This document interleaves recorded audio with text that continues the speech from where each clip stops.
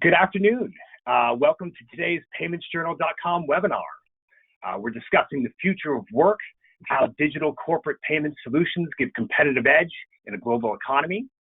We're joined today by two experts. Kevin Brown is the Chief Marketing Officer at Onbe, as well as Mercator Advisor Group's own Director of Debit and Alternative Payments, Sarah Grata. I'd like to note for our audience that we'll have a Q&A session to close out the discussion, and please feel free to submit questions through the webinar portal. If we can't get to your particular question today, please know that we'll respond to, via email following our discussion. Without further ado, Sarah, do you want to open us up with an overview of the space? Yeah, absolutely. Thanks so much, Ryan. I have really been looking forward to this conversation with you and Kevin. As we've seen just so many changes that have happened in the way that we work in the last few years. And many of those changes were instigated by the pandemic, of course. So what I wanted to kind of do is sort of lay a little bit of foundation to really what's happened in the marketplace. And, as we well remember, the pandemic caused all kinds of swings in the unemployment rates that we hadn't seen in the U.S. for decades. At one point, the unemployment rate reached over 14% of the working civilian population, as this graph from the Bureau of Labor Statistics points out. So 14% equates to 8 million people who suddenly found themselves unemployed. And then when businesses began to reopen, it wasn't a simple matter of just rehiring employees. Some employees really struggled to find childcare, so they couldn't get back to work. We found some that took time to reconsider their careers. They were able to make ends meet through the CARES Act and other types of benefits. Some were really concerned about returning to their jobs, particularly those that had access with the general public, as they were really concerned about uncertainties around the virus.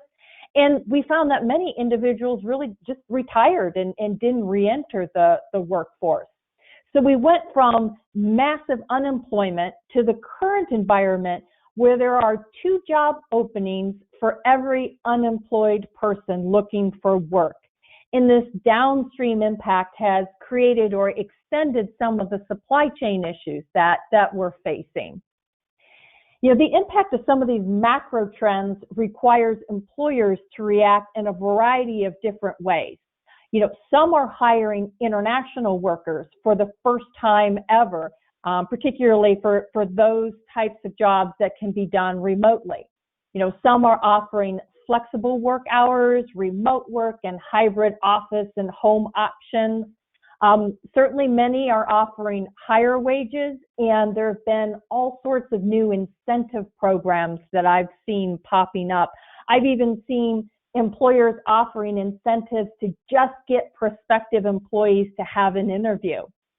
And one area that I'm following with particular interest is the spike in the use of on-demand earned wage access that gives workers access to wages that they've already earned before payday. And another really an interesting fact is that we're finding workers are also much more interested in gig work as either their primary means of income or to supplement their traditional job. I've seen several public surveys out there that suggest somewhere between 16 to 30% of the U.S. workforce participates in some form of gig work. So on the next slide, we note that there might be some more changes coming our way. If we look at the latest job market data that came out just this week, we're showing a continued really tight labor market. But there are some signs that market may actually swing back again to rising unemployment. Now, it's difficult to know how or when this might materialize, but what we're finding is that the higher wages that employers are offering are getting passed on through higher prices. This in turn creates the demand for higher wages even, and that creates sort of this cycle of, or as they call it, sort of the wage price death spiral. You know, right now, workers' higher wages are actually not keeping up with inflation. And on this slide here, we're showing the increase in the consumer price index and a couple of key categories like food and fuel that have seen really large increases. You know, employees are starting to struggle again to keep up with their bills, and you know, we see on the credit card side that outstandings and delinquencies are on the rise, and banks are beginning to tighten their consumer credit. So at some point, prices are going to reach such a high level that buyers will stop buying, which means that employers will need to hire fewer workers. And if you pay attention to the beige book that comes out from the Fed, I think it came out just yesterday, they're suggesting that this is already happening.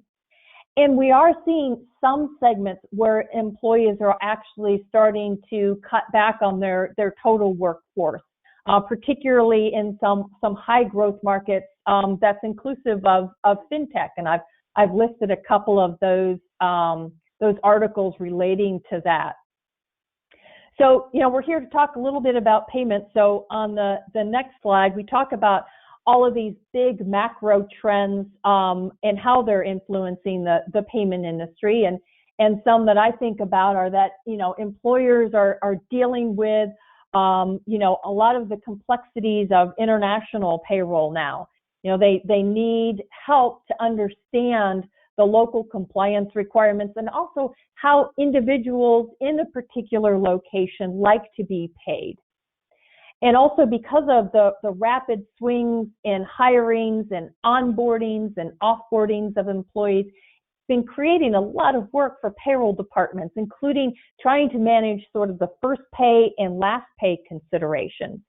As we mentioned, there's been a spike in the use of gig workers, so that means employers need to think about how they're going to pay those gig workers. And again, we find earned wage access is being used as a talent acquisition and a retention tool. So again, that's kind of a broad overview of sort of the labor market and sort of bringing it down to how it's impacting payments. And, you know, Kevin, I'd love to hear, you know, what you and your team are thinking about and executing on behalf of OnBee's clients. Hey, thanks so much, Sarah. I really appreciate it. From the East Coast of the United States, good afternoon to everyone. My name is Kevin Brown. I'm Chief Marketing Officer of OnBee.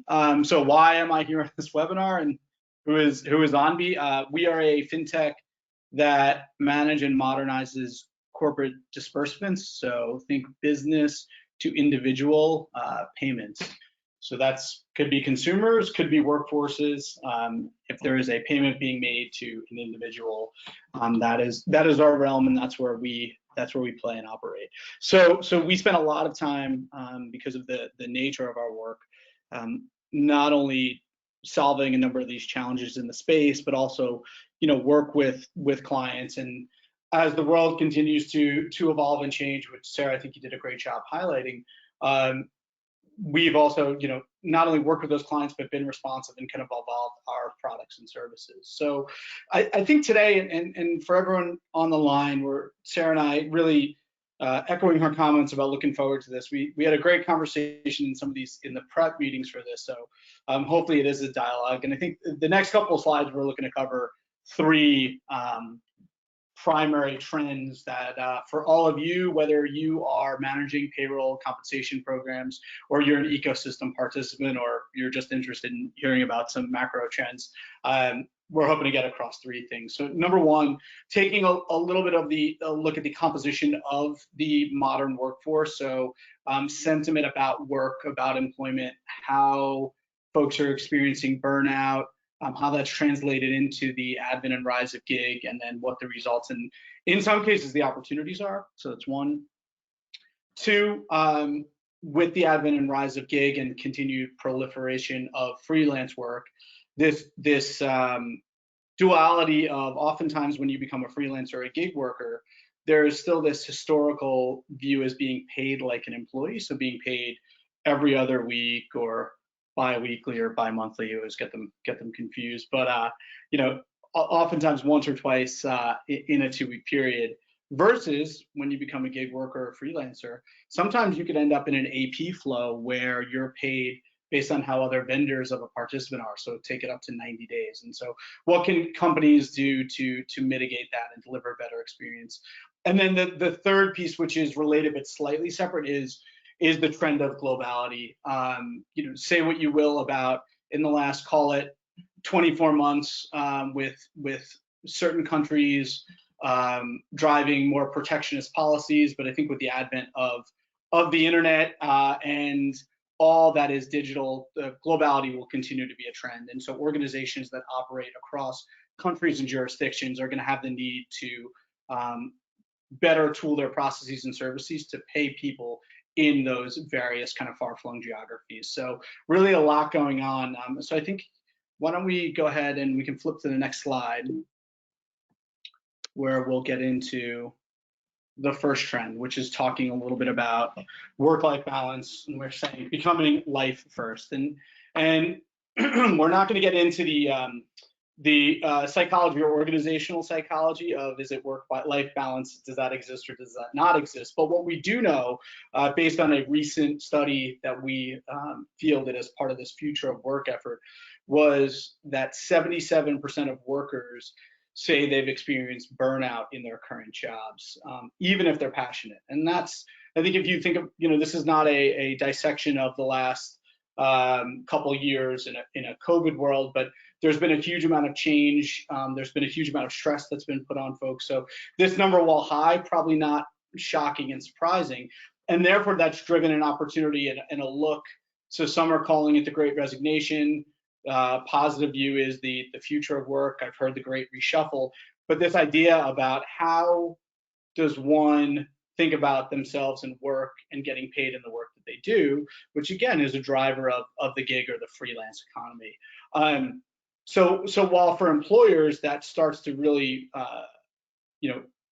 cause and drive a number of questions to think about how they are establishing, whether it's hybrid work. We know as of late, looking at some of the comments that have been around the internet in the last 24 hours, this is a topic du jour.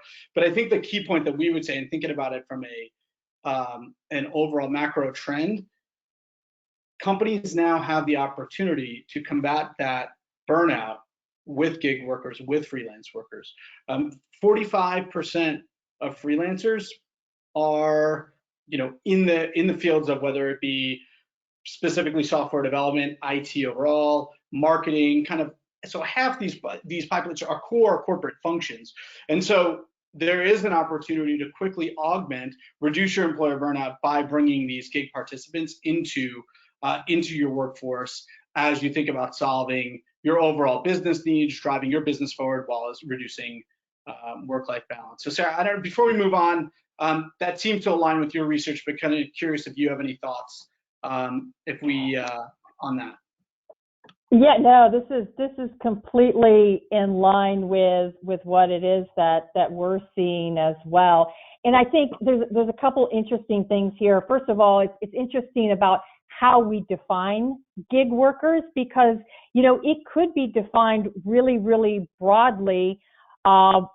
First, from probably the thing we're all thinking about is like the Uber or Lyft driver. That's one sort of form of gig work. And if you think about it at its most expansive way of thinking about it, it could also be somebody who makes something and sells it on a marketplace, or somebody who is actively renting out property on Airbnb or something like that. So the definition of gig workers is pretty expansive, and each one of those particular areas of gig work have unique payment problems that need to be solved. And I think what's interesting too is because of this proliferation of gig work, it's also sort of pushing into the way that individuals who have a traditional job are looking to be paid and want to be paid. So I think, I just think about sometimes that maybe we'll get to the world where, even somebody like myself who has a typical, more traditional type job won't have the opportunity to get paid on a daily basis. Yeah, it's a great point. I mean, looking at some of these numbers, amazing. I mean, the stat that you referenced was 30% of, or up to 30% of the U.S. workforce participating in gig work. It's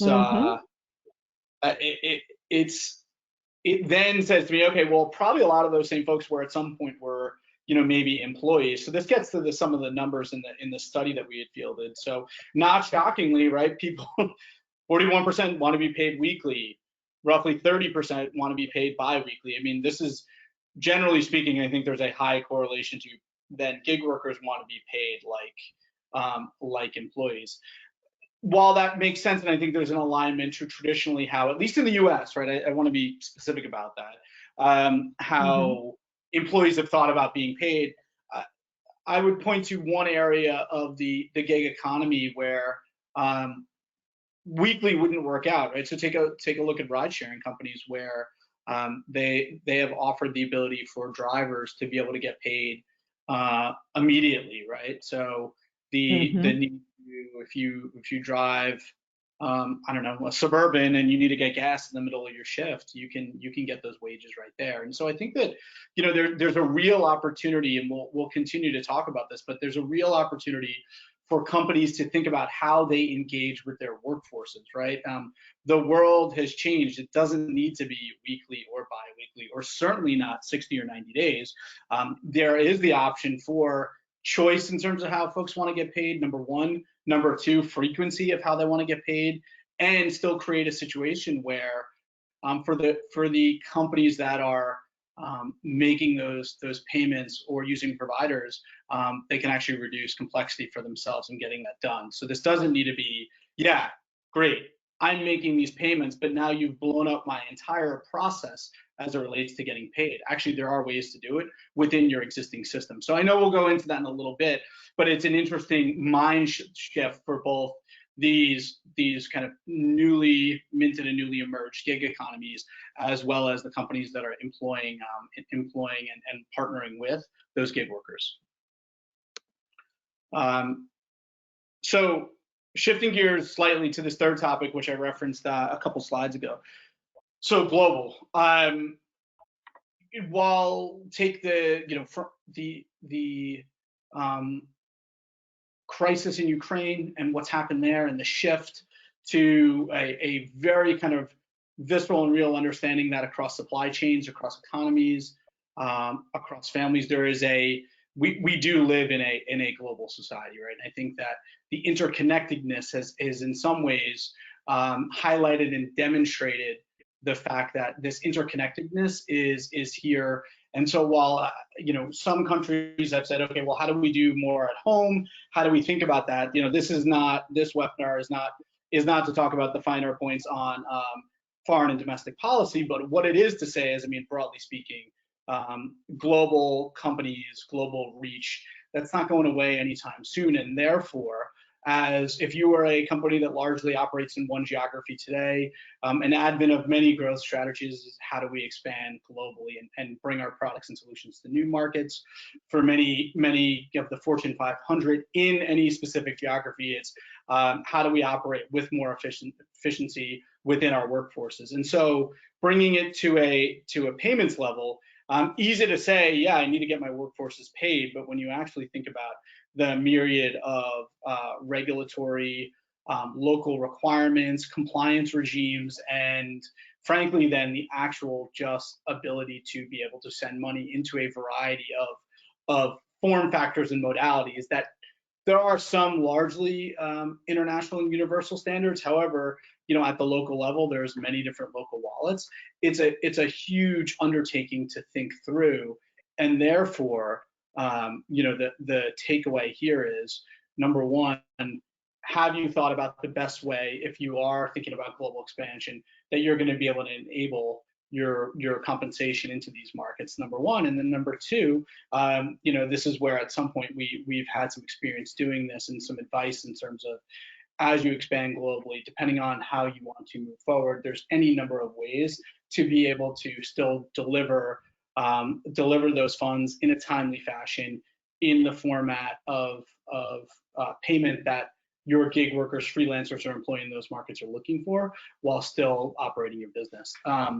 So I think that it's what I would say is it's a really unique opportunity, but when thinking about expansion, it is a critical one. Yeah, just to jump in real quickly. Yeah, sorry. Yeah. I'm sorry. Didn't mean to talk over you, but I did want to jump in a little bit on the topic of global, because I do think it's so interesting, and as you said, just full of all kinds of complexities, right?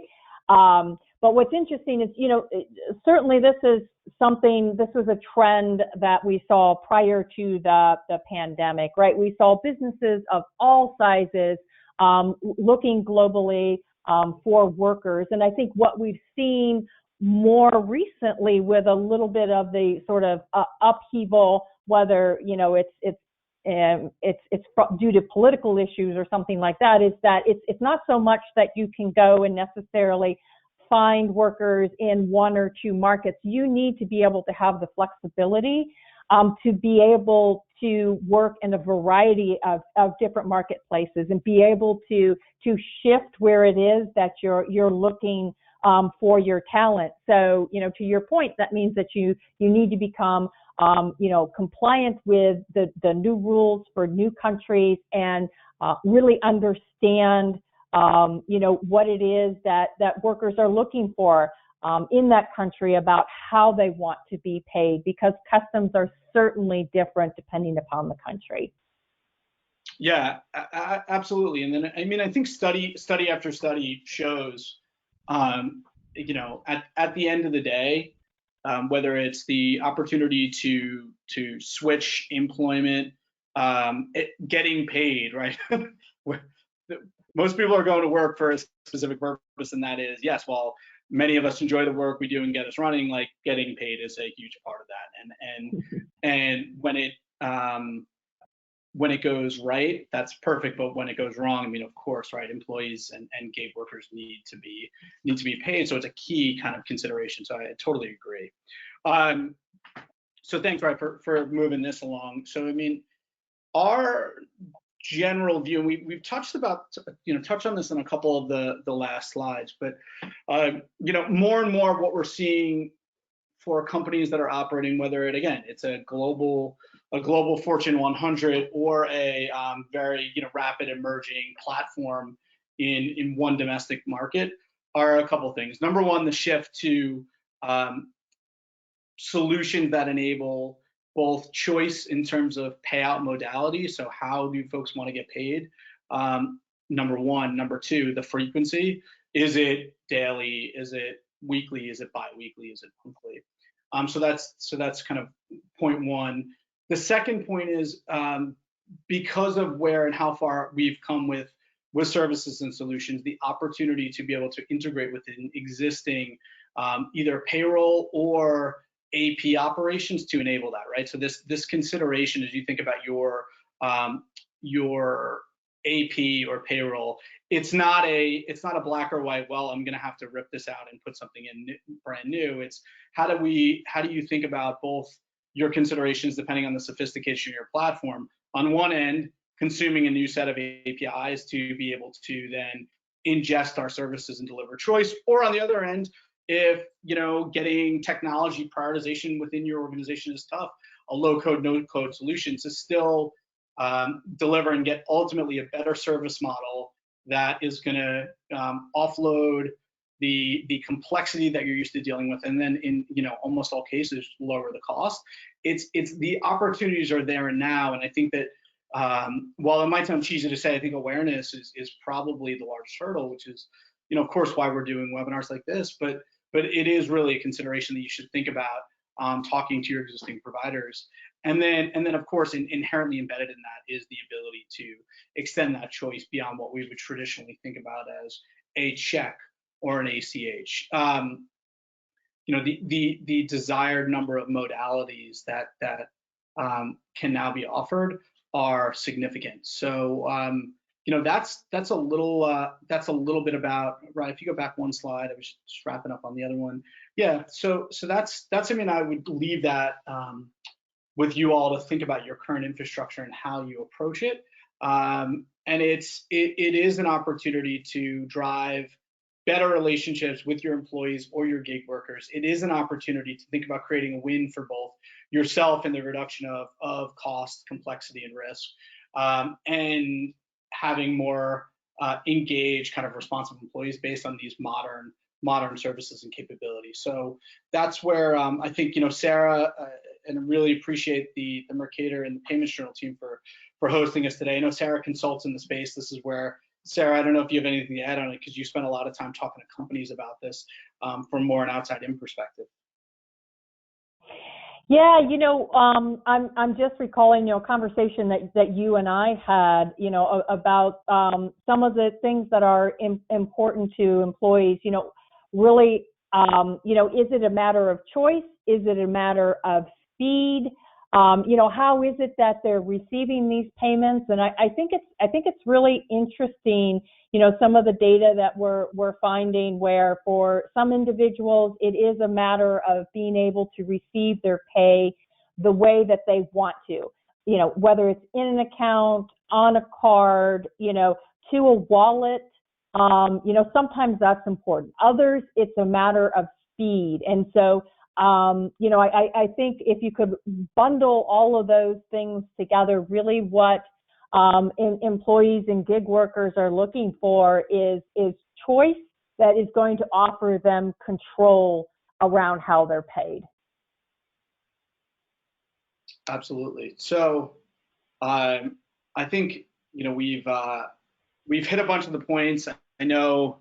Ryan, why don't we at this point say, first of all, thank you for everyone for spending their time. Again, if you're on the East Coast, it's a little bit after your lunch. If you're on the West Coast of the U.S., maybe it's your morning coffee. But I think that there is probably some Q&A that we want to get into now and answer some of these questions that you all might have.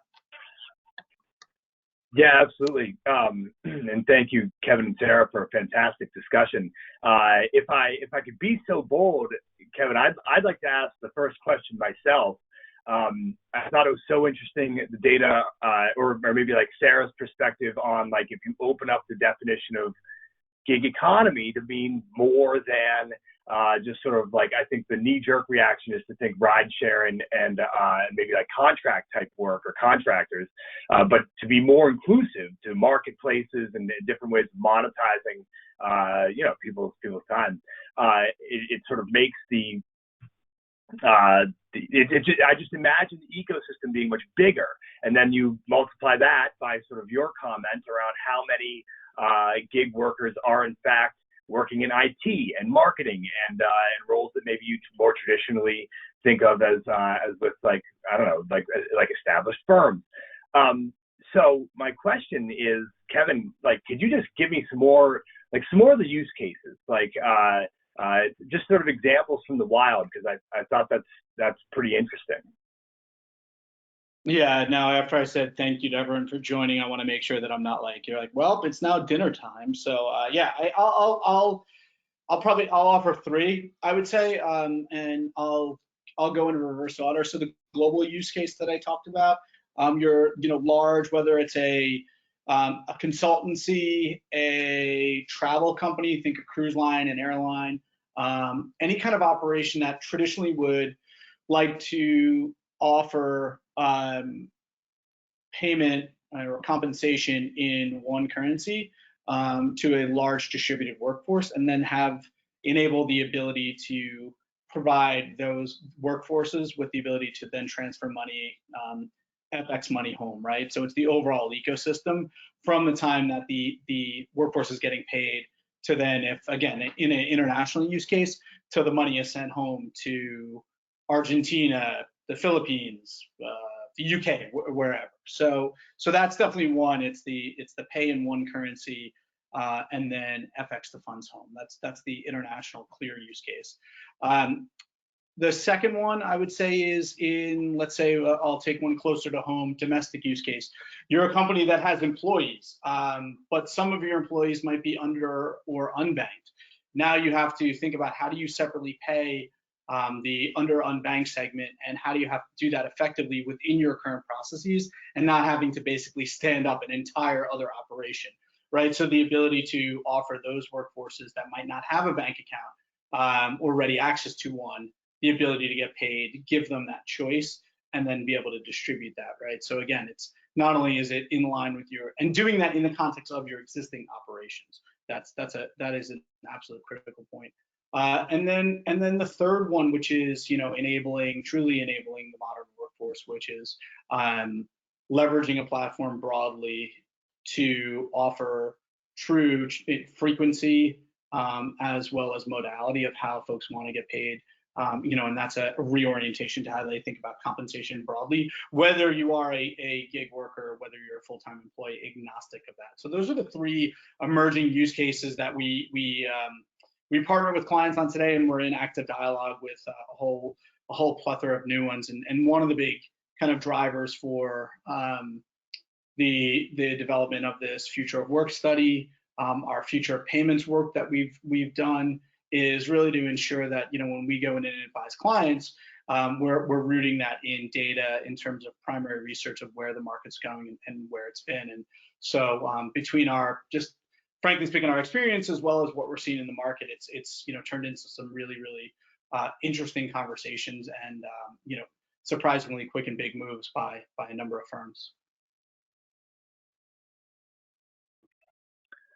Awesome. Thank you for that. So we've got some questions here coming from the from attendees. I thought I'd open up a first one, and I'm paraphrasing a little bit here, but the first question is around how to modernize payroll, and the idea is the question says that payroll is daunting, it's intimidating, and doing a complete overhaul is like costly and time consuming. So I think the question is like how do we overhaul or modernize payroll without like doing a complete costly overhaul? And curious on your thoughts there. Yeah, sure. I mean, give us a call? Question mark. No. So what I would say, it's a great question and one we get a lot. And the advice or counsel I would give is there are solutions, right? Again, whether it's a low code, no code solution. So if it's going to be a challenge to get technology prioritization within your organization to make a wholesale change, or even to consume APIs, there are ways to and ask the question about what are the low code, no code options that exist to be able to do that. That's number one. Number two, I would always start with what is your motivation and what's your driver behind looking to do this, right? Is it to increase your efficiency of your operations? Is it to lower your cost? Is it to drop your risks? And I think that's where, in my experience and our experience at Onbe, we've had the opportunity to sit with clients and look at their supply chain, at least within payroll, and say there are some efficiencies, there are some opportunities to reduce complexities within your payroll, AP team, maybe both, and think about a way that you can not only deliver better choice, fundamentally a better experience for your employees, while also dropping cost, complexity, and risk. And I think that's where I would really, it's not only the driver. People, I think, oftentimes will only go to cost in terms of pure dollars and cents, but think about your supply chain and think about the complexity and risk that can be reduced there in a way that, again, Ryan, to your point, does not need to be or is not required a full swap out.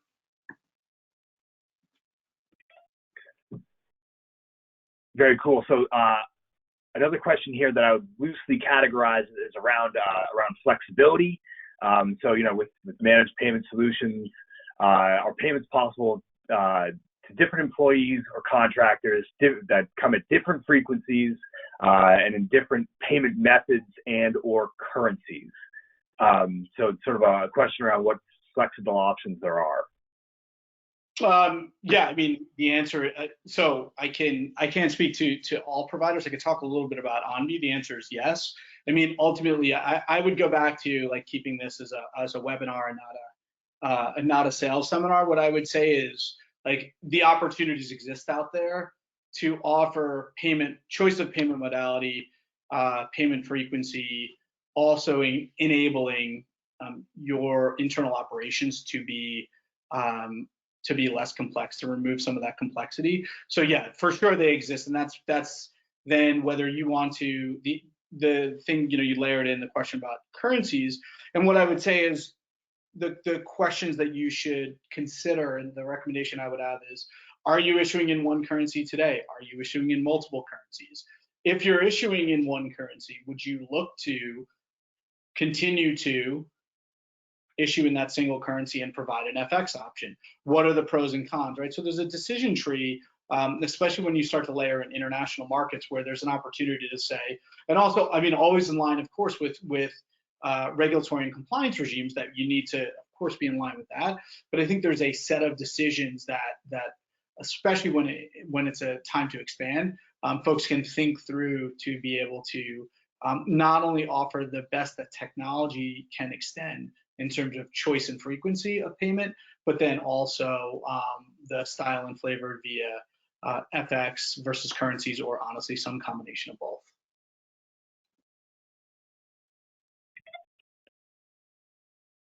Very cool. So another question here that I might sort of categorize as like almost reg tech, but for regulated industries where compliance is important. Essentially, how do you maintain? How do we make sure that your solution is fully compliant in a world of like changing regulations? Would be the question. Yeah. So a little bit about, I mean, that's a core part of our value proposition, and I think about our supply chain and our bank partnerships that we have, working with leading networks like MasterCard, and being deeply engaged in terms of our perspective on market regulations. I mean, I think that's a core, one of our core value propositions, is to remove some of that complexity, both in terms of complexity of processes, but as well as approach to market. So the overarching question is talk to providers that have experience in the space in that category, because it is complex, but there are opportunities that through a combination of technology, processes, along with people, you have the ability to be able to not only engage in that, but really deliver these programs in a way that you're going to get the benefits of scale, of cost, of reduction in complexity, again, while all giving that client choice. So it's a great question. It's one that we always lead with, and it's the forefront of our dialogue with our clients, and why we've been able to be around for over 25 years in working with clients on programs like these. Awesome. So last one, and I think we certainly touched on this with our discussions around like global inclusion. But nonetheless, a question on sort of international payments. For a company that has employees outside the U.S., but like needs a flexible payment system. How does Onbe handle sort of global payments for an integrated international audience? Sure. And again, I'll go back to keep it pretty streamlined. I'll give you one use case we have with a large Fortune 100 brand. So the ability to issue compensation in a single currency in USD to their workforce, but then providing the opportunity on the back of that with connection into leading FX providers with basically best-in-class rates to enable those workforces to send money home. So it's a process that not only delivers the compensation and funds efficiently, It provides their workforces maximum opportunity to seamlessly and simply send funds home, and allows their whole infrastructure to be able to scale across countries and across markets. So that's one specific use case. Again, others, you have the opportunity to issue across multiple currencies. There's always pros and cons for that. And I think my advice to anyone thinking about the space in the category is, of course, they can reach out to Sarah. Does a great job with this for I would say an industry leading, unbiased and third party opinion. Of course, always reach out to me. I'd love to talk to you about that. But also talk to your existing providers. Ask for the pros and cons. Ask the questions of we do live in this modernized world. Am I maximizing the digital tools and services that are out there currently? And how can I better utilize them to deliver better experiences while I streamline my operation? Awesome. Well, Kevin and Sarah, thank you so much. It was a really interesting conversation, a lot of great data shared. I want to remind our audience that we'll reach out and have a recording of this discussion available for you. Thank you so much for attending. Any last thoughts from Kevin and Sarah before we sign off? No, I just enjoyed the conversation. Clearly this is a dynamic part of the payments industry and something that is impacting just about every employer in existence. So very interesting conversation. Love your perspective on this. Yeah, and thanks, Sarah, for the great conversation as well. Look forward. Hopefully this isn't our last one. Look forward to the next one. We'll get queued up. Ryan, appreciate you seeing it, and again, thank you to Payments Journal Mercator for hosting today. Our pleasure. Thanks so much, and everyone have a great rest of your week.